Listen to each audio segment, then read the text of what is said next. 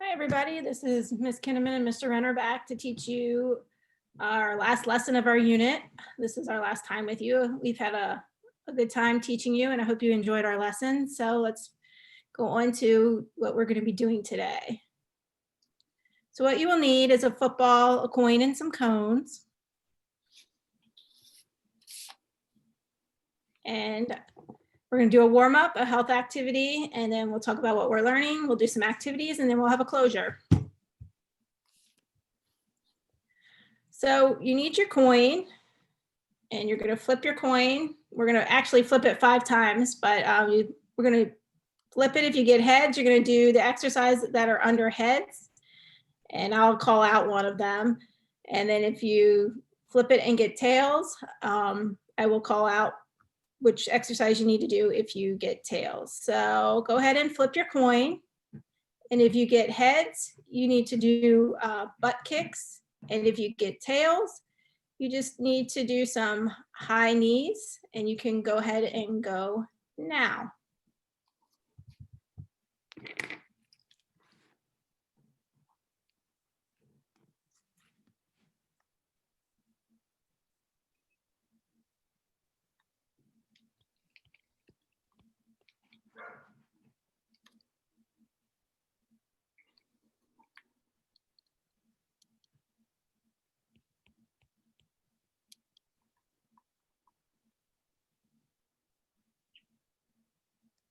All right, go ahead and stop. Flip your coin again.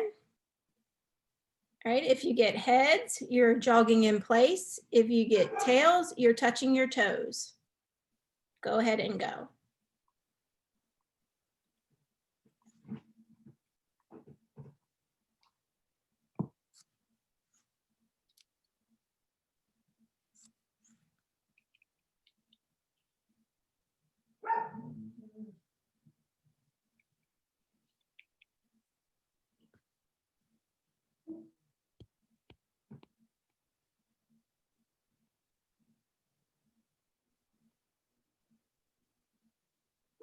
All right, go ahead and stop. Flip your coin again.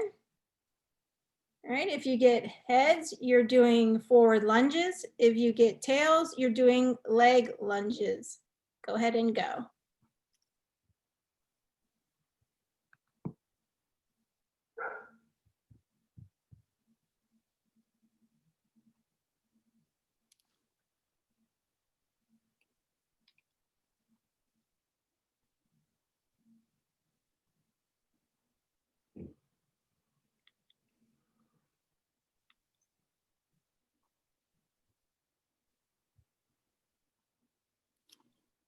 Okay, you can stop, flip your coin again. All right, if you get heads, you're doing jumping jacks. If you got tails, you're doing skiers. Go ahead and go.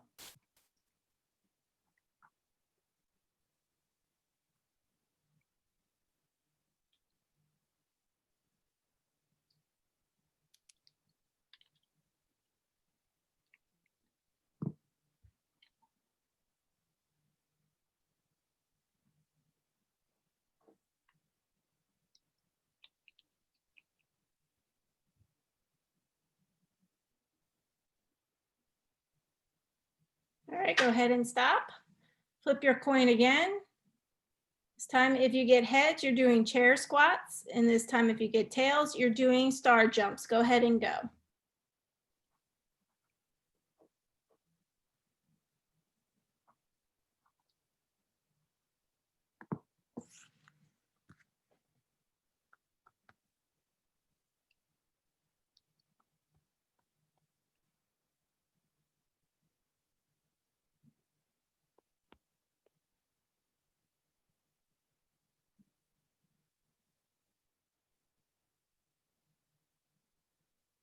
Okay, go ahead and stop. Great job on the workout. Let's move on to our health activity.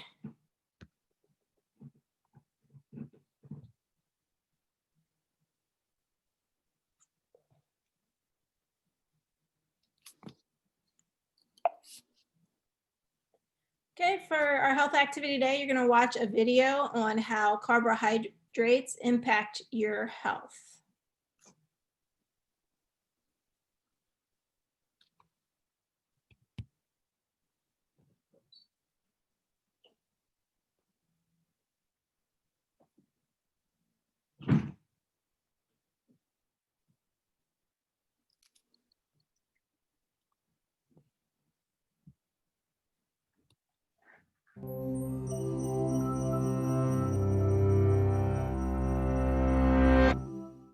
Which of these has the least carbohydrates? This roll of bread, this bowl of rice, or this can of soda? It's a trick question. Although they may differ in fats, vitamins, and other nutritional content, when it comes to carbs, they're pretty much the same. So what exactly does that mean for your diet? First of all, carbohydrate is the nutritional category for sugars and molecules that your body breaks down to make sugars. Carbohydrates can be simple or complex depending on their structure. This is a simple sugar, or monosaccharide. Glucose, fructose, and galactose are all simple sugars. Link two of them together, and you've got a disaccharide, lactose, maltose, or sucrose. Complex carbohydrates, on the other hand, have three or more simple sugars strung together. Complex carbohydrates with 3 to 10 linked sugars are oligosaccharides. Those with more than 10 are polysaccharides. During digestion, your body breaks down those complex carbohydrates into their monosaccharide building blocks, which your cells can use for energy. So when you eat any carbohydrate-rich food, the sugar level in your blood, normally about a teaspoon, goes up, but your digestive tract doesn't respond to all carbohydrates the same. Consider starch and fiber, both polysaccharides, both derived from plants, both composed of hundreds to thousands of monosaccharides joined together, but they're joined together differently, and that changes the effect they have on your body. In starches, which plants mostly store for energy in roots and seeds, glucose molecules are joined together by alpha linkages, most of which can be easily cleaved by enzymes in your digestive tract. But in fiber, the bonds between monosaccharide molecules are beta bonds, which your body can't break down. Fiber can also trap some starches, preventing them from being cleaved, resulting in something called resistant starch. So foods high in starch, like crackers and white bread, are digested easily, quickly releasing a whole bunch of glucose into your blood, exactly what would happen if you drank something high in glucose, like soda. These foods have a high glycemic index, the amount that a particular food raises the sugar level in your blood. Soda and white bread have a similar glycemic index because they have a similar effect on your blood sugar. But when you eat foods high in fiber, like vegetables, fruits, and whole grains, those indigestible beta bonds slow the release of glucose into the blood. Those foods have a lower glycemic index, and foods like eggs, cheese, and meats have the lowest glycemic index. When sugar moves from the digestive tract to the bloodstream, your body kicks into action to transfer it into your tissues, where it can be processed and used for energy. Insulin, a hormone synthesized in the pancreas, is one of the body's main tools for sugar management. When you eat and your blood sugar rises, insulin is secreted into the blood. It prompts your muscle and fat cells to let glucose in and jumpstarts the conversion of sugar to energy. The degree to which a unit of insulin lowers the blood sugar helps us understand something called insulin sensitivity. The more a given unit of insulin lowers blood sugar, the more sensitive you are to insulin. If insulin sensitivity goes down, that's known as insulin resistance. The pancreas still sends out insulin, but cells, especially muscle cells, are less and less responsive to it. So blood sugar fails to decrease, and blood insulin continues to rise. Chronically consuming a lot of carbohydrates may lead to insulin resistance, and many scientists believe that insulin resistance leads to a serious condition called metabolic syndrome. That involves a constellation of symptoms, including high blood sugar, increased waist circumference, and high blood pressure. It increases the risk of developing conditions like cardiovascular disease and type 2 diabetes, and its prevalence is rapidly increasing all over the world. As much as 32% of the population in the US has metabolic syndrome. So let's get back to your diet. Whether your food tastes sweet or not, sugar is sugar, and too many carbs can be a problem. So maybe you'll want to take a pass on that pasta, sushi roll, pita burrito, donut burger sandwich.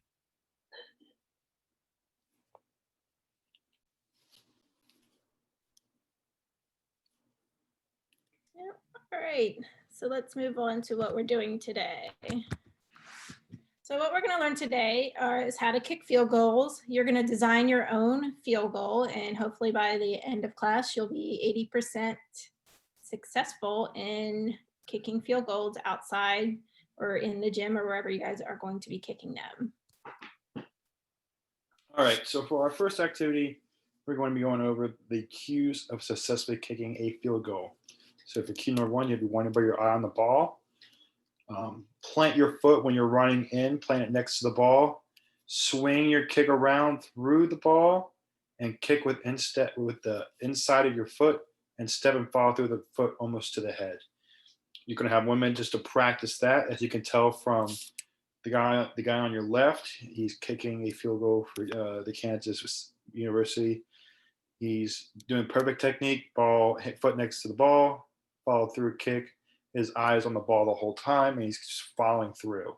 Same thing with Carly Lloyd on your right, practicing kicking field goal as a soccer player. So just try your best. You're gonna have 1 minute. I will set a timer for 1 minute,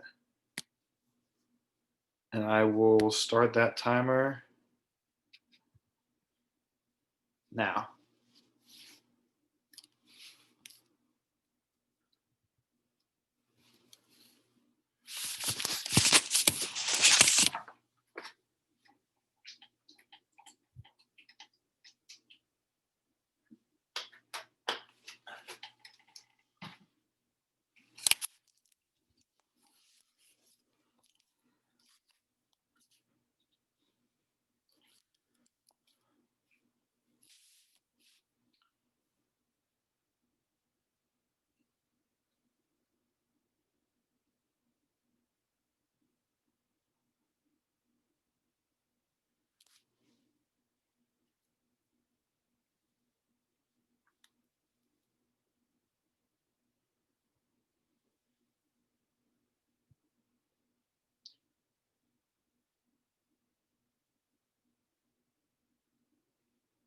All right, time is.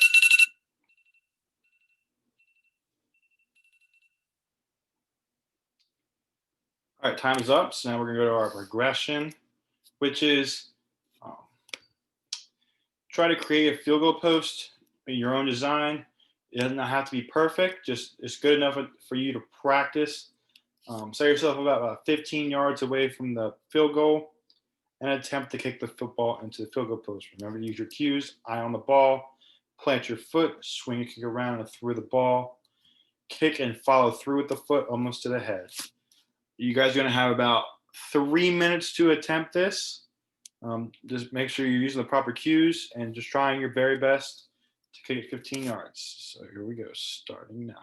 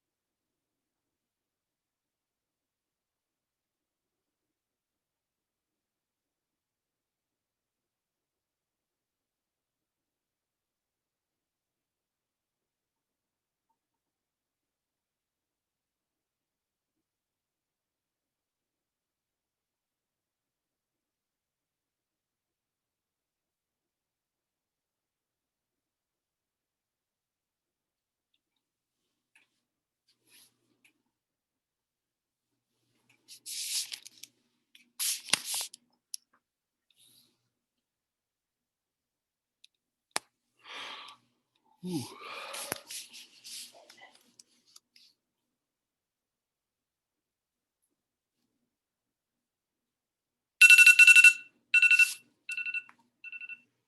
Alrighty, so he doesn't stop. So for our next activity, you're going to try and attempt from 20 yards. Use the goalpost that you created. Use the correct cues. You have your eye on the ball. Plant your foot next to the ball. Swing your kick around and through the ball. Kick with the instep, the inside part of your foot, and just follow through with with your foot almost to the head. Just continue to try your best. Use a little more power this time. You're trying a little bit harder to get it through because it's a little bit farther now. Just try your very best. You guys are going to have 3 minutes to complete this one. So go ahead and begin.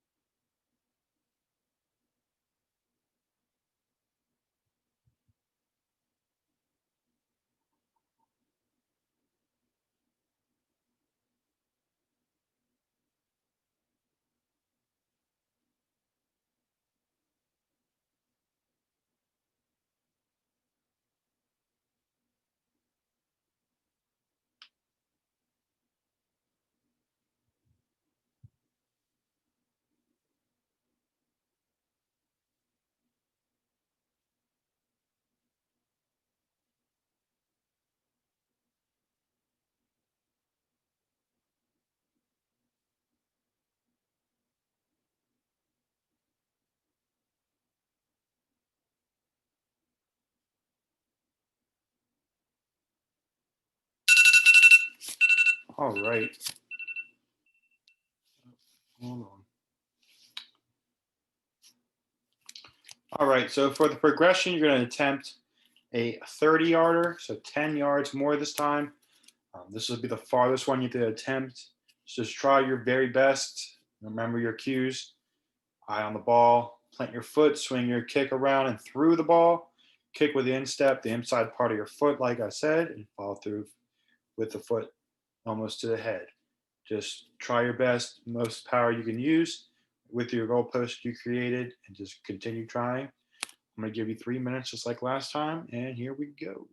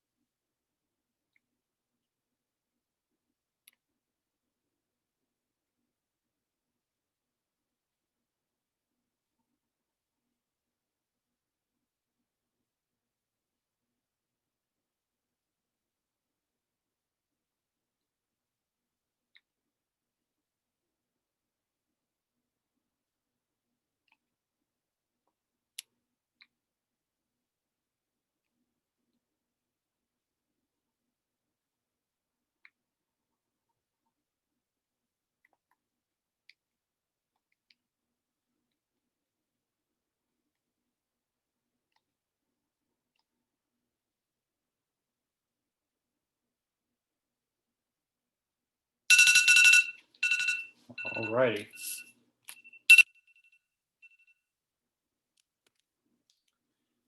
Now try to hit as many as you can at the most comfortable distance you can for 5 minutes. So whether it was 15, 20, challenge yourself and go to the 30 if you want. If you want to go farther, you can. If you want to stay in a more comfortable area between the 15 and 30, that would work. Just remember the cues. Your eye on the ball, plant your foot, swing and kick around and through the ball, kick with the inside part of your foot, and follow through with the foot almost to the head. Just continue working on that and just work on hitting as many as you can through the goalpost you created for 5 minutes, starting right now. Go ahead.